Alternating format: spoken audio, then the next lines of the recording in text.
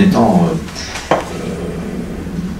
parler de la situation des enfants, et puis au fur et à mesure, on va bien évidemment nous intéresser aux missions de votre organisation. D'abord, grosso modo, comment vous qualifiez aujourd'hui la situation des enfants en Algérie? J'ai envie de dire, quelles sont un peu les réserves? Sur quel plan vous émettez des réserves? Voilà. Alors, bon, moi je suis là depuis 1 an, donc encore une fois, je pense qu'il faut prendre ce que je dis ou ce que je veux dire avec un petit grain de sel, parce que je ne prétends pas connaître l'Algérie parfaitement. Maintenant, ce qui est clair, c'est qu'on est quand même dans un pays qui est le plus grand pays d'Afrique. Et ça, il faut garder ça en tête, parce que c'est pas évident de travailler partout dans un pays. La taille du pays est importante, ça induit un certain nombre de challenges, de défis qui sont des défis logistiques, qui sont des défis de gestion, qu'il ne faut pas sous-estimer. Nous, ce que nous voyons, c'est que il y a eu un investissement extrêmement important, et continue à y avoir un investissement extrêmement important en termes d'infrastructures, sur tout ce qui est politique sociale, donc des infrastructures physiques et des infrastructures de systèmes sociaux. Ça veut dire quoi? Ça veut dire qu'aujourd'hui, on est à peu près 22 000 écoles pour l'enseignement fondamental, 18 000 écoles primaires, on est à... Ne me citez pas parce que le ministère a probablement des meilleurs chiffres que moi, mais je crois qu'on est autour de 1000 internats pour accompagner les collèges. On est à je ne sais pas combien de milliers de structures de santé. Et autour de ça, on a des transferts sociaux. Si on ajoute les subventions à la consommation de base, donc qui touchent les enfants, parce que quand on subventionne du pain, ça veut dire que c'est des enfants qui ont du pain plus facilement, donc la nutrition des enfants est impactée. Si on y ajoute les transferts sociaux du type de l'éducation pour 3 millions d'enfants, etc., on arrive à plus de 30% du PNB du pays. Et si on enlève même les subventions, on reste à quasiment 11%. Donc c'est des investissements qui sont très très lourds. Et ça, nous, l'UNICEF, on le souligne toujours, c'est-à-dire qu'on a vraiment un investissement sur l'enfance qui ne s'est jamais démenti en Algérie depuis la naissance du pays.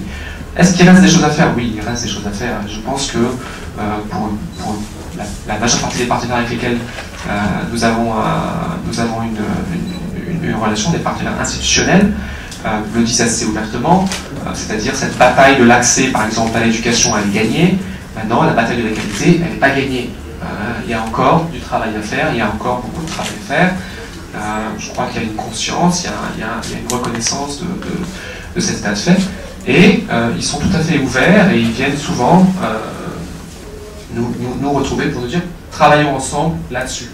De la même manière, on a eu des discussions très ouvertes avec le ministère de la Jeunesse qui dit voilà, on pense qu'il y a encore beaucoup de choses à faire pour mieux servir nos jeunes. Aidez-nous à comprendre comment équiper, comment faire fonctionner par exemple les centres de jeunesse, on en a à peu près 2400 sur le pays, pour qu'ils soient plus attractifs, qu'ils répondent mieux aux attentes, aux besoins de ces jeunes-là.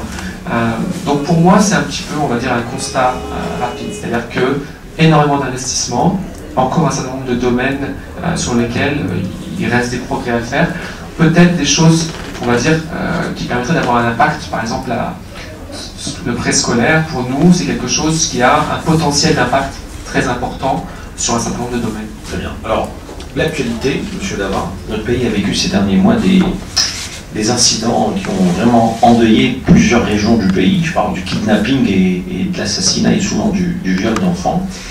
Alors, des faits de ce genre existent à travers le monde, vous allez me dire. À titre comparatif, avec ce qui s'est passé dernièrement en Algérie, puisque ça fait une année que vous êtes là, vous avez certainement dû suivre un peu tous ces événements, est-ce qu'aujourd'hui, on doit s'alarmer ou pas? Alors, à titre comparatif, moi j'ai posé cette même question, parce que c'est vrai qu'il y a eu pendant 2 mois toute une série de rapports qui ont été relativement médiatisés, d'événements qui ont été relativement médiatisés sur ces événements-là. Aujourd'hui, les chiffres officiels donnés par la DGSN sont qu'on n'est pas sur une courbe croissante. Donc, ça veut dire qu'on n'a pas plus d'événements de ce type que les années précédentes.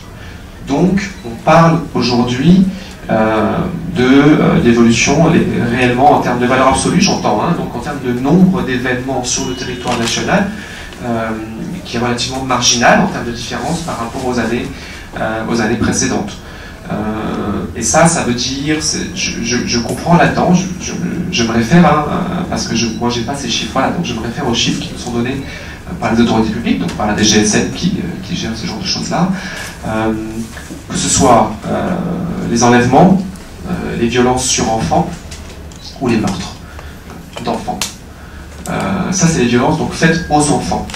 Il y a une croissance relative qui est c'est pas un doublement, mais c'est de l'ordre de 10-15%. Il y a une croissance sur les enfants impliqués dans des actes de violence ou des délits, qu'ils soient mineurs ou majeurs. Et là, on est entre 10 et 11 000 cas par an, à peu près. Et au fil des ans, il y a une croissance qui est relative, mais il y a une croissance. Mais en termes de violences faites aux enfants, non, en termes de valeur absolue, il n'y a pas.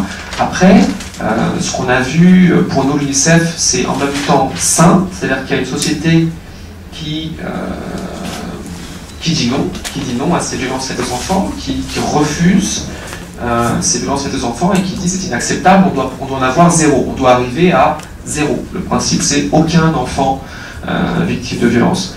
Et ça, évidemment, c'est quelque chose que l'UNICEF soutient. Et espère... Vous prévoyez une démarche justement dans ce sens pour un peu limiter ces phénomènes? Quelle est un peu votre approche de vulgarisation et de sensibilisation? D'accord.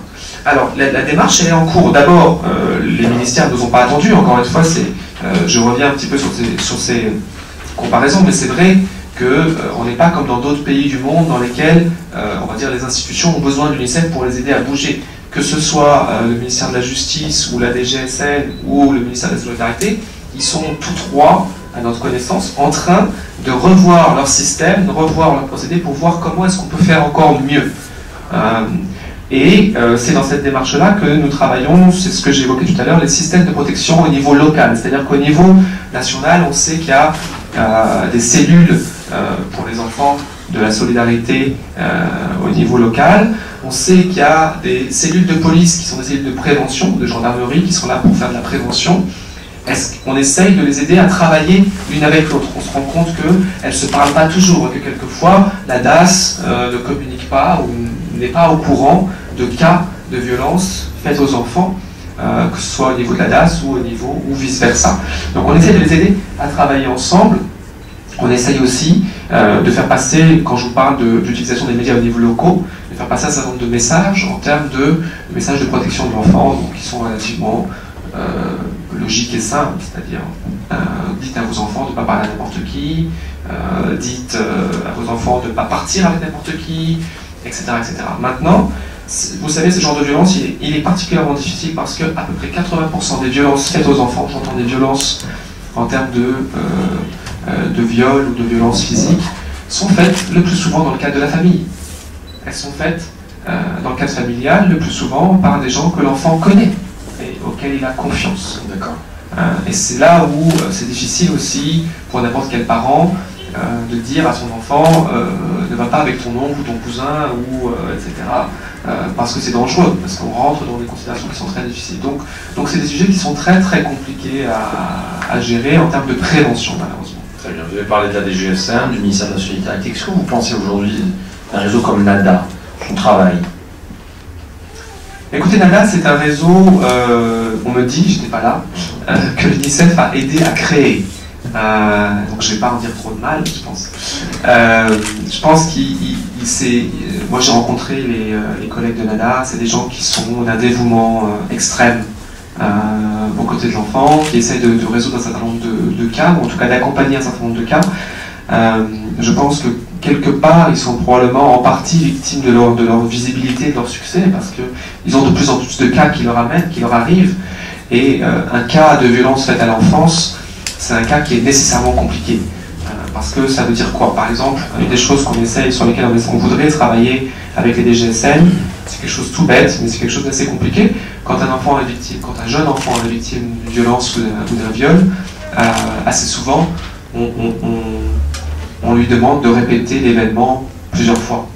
C'est-à-dire qu'on porte plainte, puis ensuite on doit requalifier pour comprendre est-ce que l'enfant est vraiment sûr que c'est... Bon, je prends un cas hypothétique, mais quand on accuse quelqu'un d'être pédophile ou d'avoir fait une violence sur enfant, c'est très très très très grave. Donc, en général, les systèmes veulent s'assurer que l'enfant est bien sûr, sauf que ce que ça veut dire pour l'enfant, c'est qu'il va revivre l'événement une fois, deux fois, trois fois, quatre fois. Et donc ça, c'est très très très difficile pour l'enfant et pour les parents.